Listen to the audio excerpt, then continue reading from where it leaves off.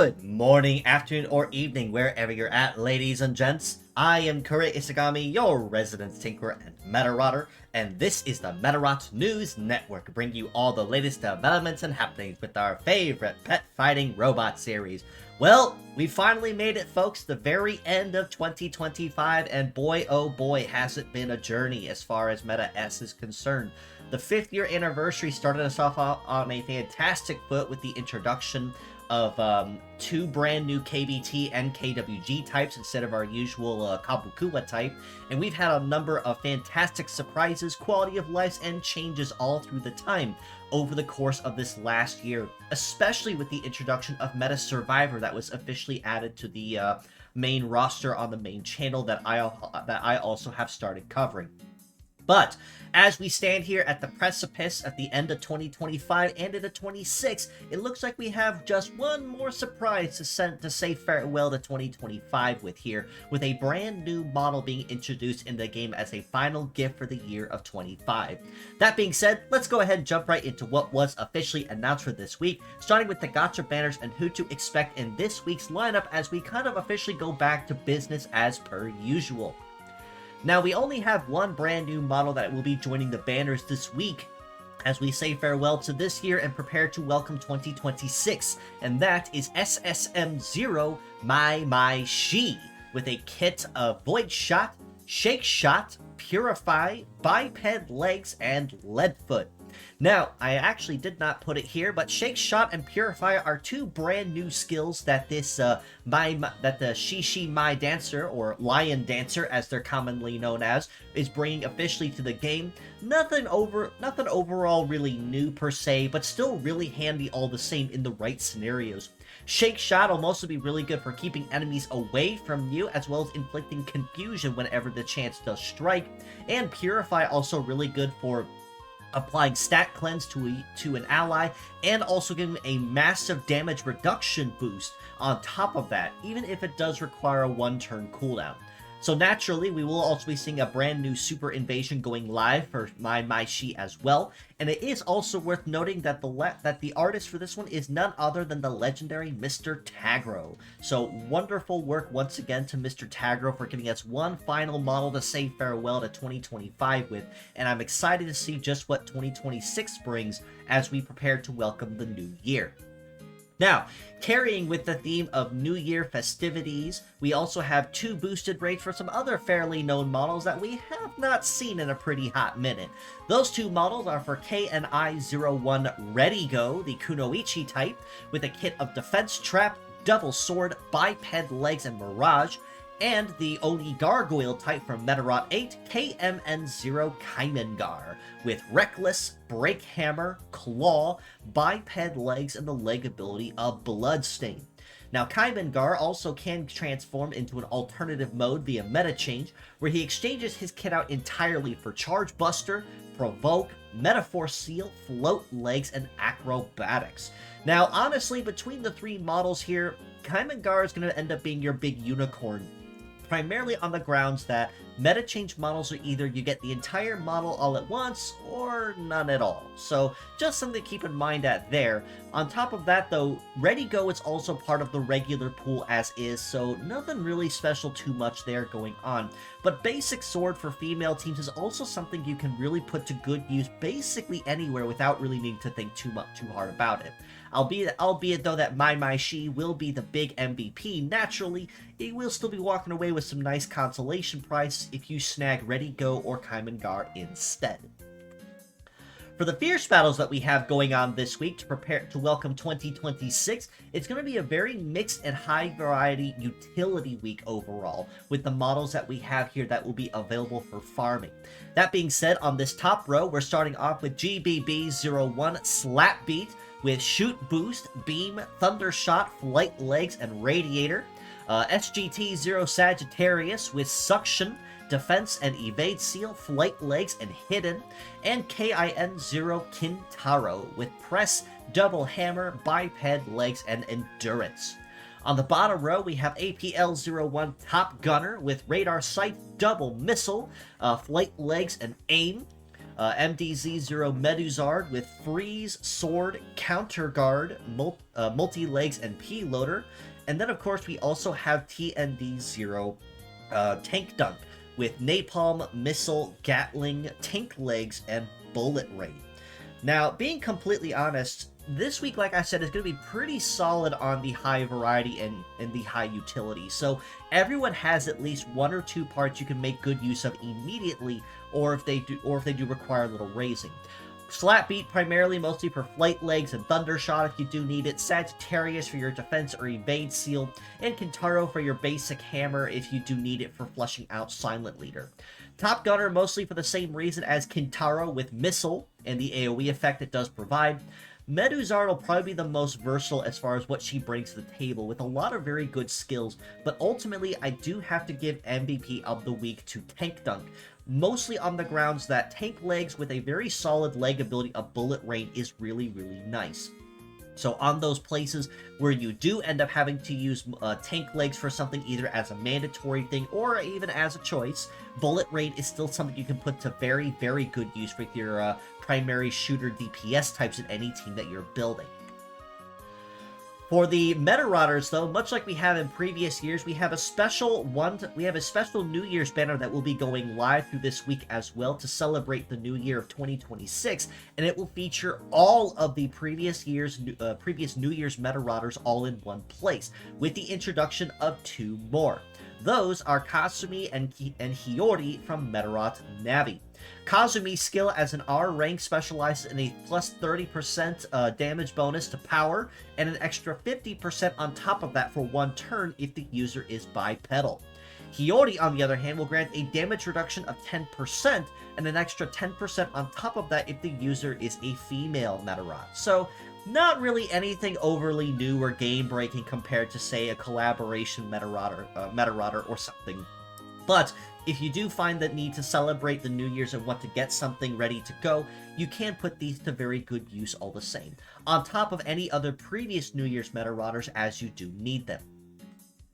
Now for the event, though, as we prepare to welcome 2026, and quite coincidentally we'll be welcoming it on the same day as the patch goes live, no less, so this will be very exciting all the same. It'll be a grand slam with a lot of rewards that will be available. Previously event-only rewards between models and Medarots. This event will also, to celebrate the new year, will be ticket-based, so bonuses will stack per part, and essentially just kind of build it as you need. But just to kind of review briefly what you see here, the medals and the models that are on the table. We do have the Wolf medal, which is melee, supporting, and defense with biped, flight, and sea. The Seagull medal with shooting, support, and healing with wield, flight, and sea. The Horse medal with melee, shooting, and support with biped, flight, and sea.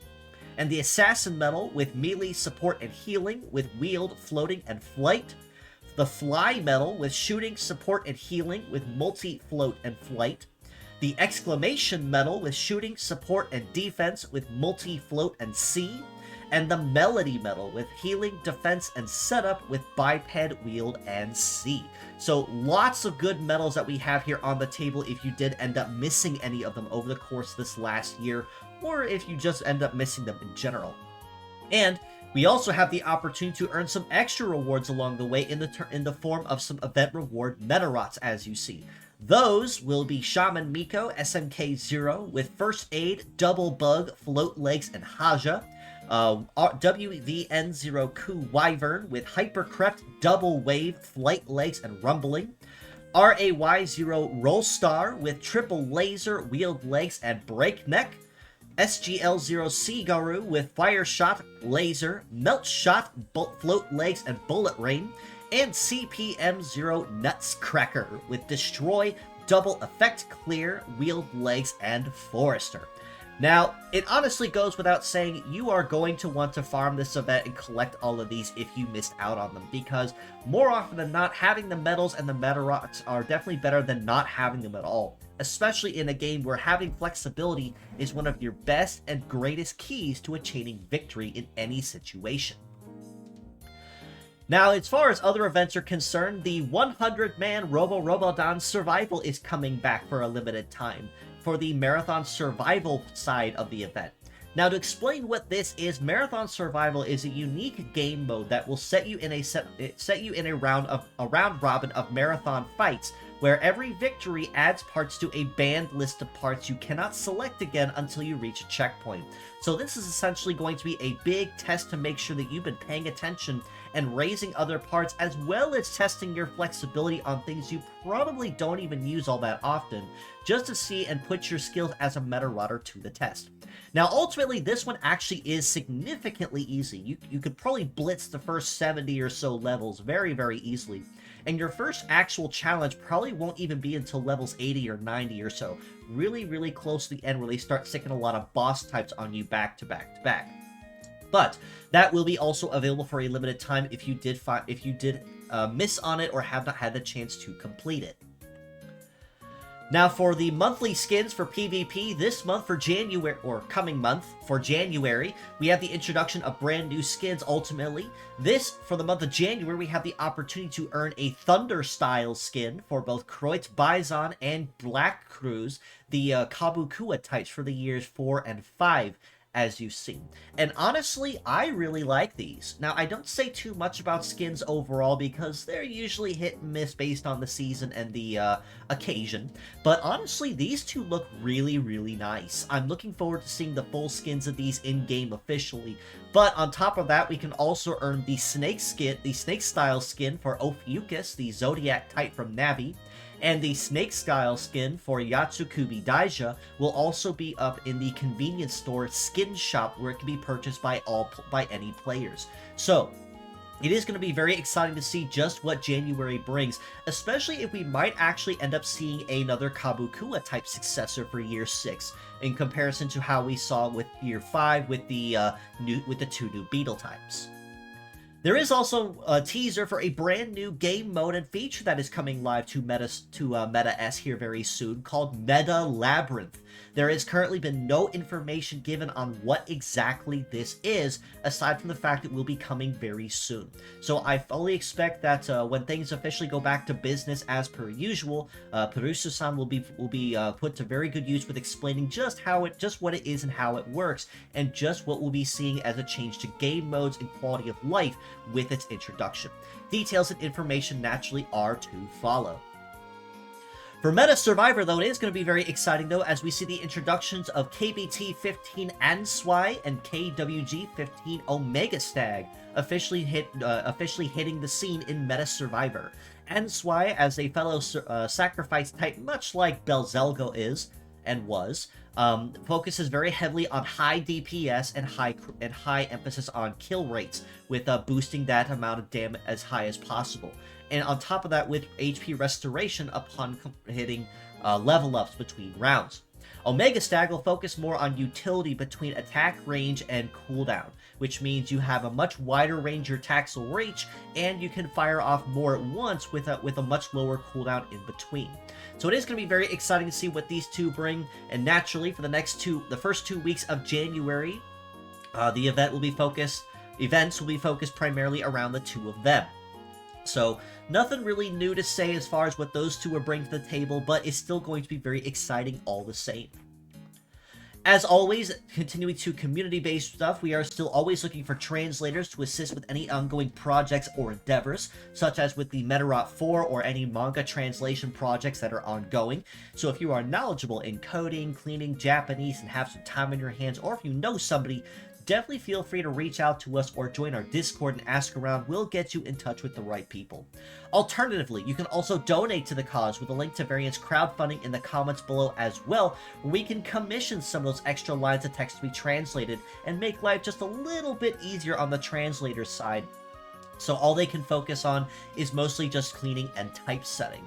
So the more help we have, the better, and the faster that we can work on getting those translations out and actually see the completed story of the Ikki Saga, which is Medarots 2 through 4, in its completion entirely. Once again, join our Discord or ask around. We'll get you in touch with the right people. One final note before I do wrap us up, as a friendly reminder, I am on card, so if you would like to possibly reach out to me for any inquiries or see me on any of my platforms, I do have links there as well, in addition to a link to a list of my commission services, such as with live 2D models ready to rig, VTube 64 models, 3D models with the work, standard art. You can reach out to me or find any of my links there, and you can contact me there respectively. But that does basically cover everything for this week's episode, and honestly, as a very interesting way and a very nice way to kind of round out the very final week and final days leading up to the end of 2025 and into 2026. That being said, if you'd like to know more, you can follow us below on Facebook at the Medarot News Network page or the Metabots Forever community that I do also manage and keep running. You can also join us on Discord, like I said previously, in the link provided and in the comments below to keep an even closer ear to the ground on the action. This includes any new links to merchandise, fan art, contests, my weekly episodes, or anything else of the like. That is the first place you will see it before it goes anywhere else on the net. And you can also reach out to me personally, like I said, at Isagami Kura on Twitter, Blue Sky, or Discord, or anywhere else as well that's your social media platform of choice. So you can reach out to me for questions, suggestions, if you'd like to collaborate or commission me for something. I leave my DMs open for that reason. But with all that being said, as always, I do appreciate you all for stopping in, just as you always do. And I truly mean that, Medarotters, ladies and gents, because being able to deliver the meta news to you guys in English has been my greatest privilege, and I'm so happy to do that for yet another year. So, with that being said, until next time, this is your host, Kura Isagami of the Medarot News Network. Farewell 2025, and I'll see you guys next year in 2026.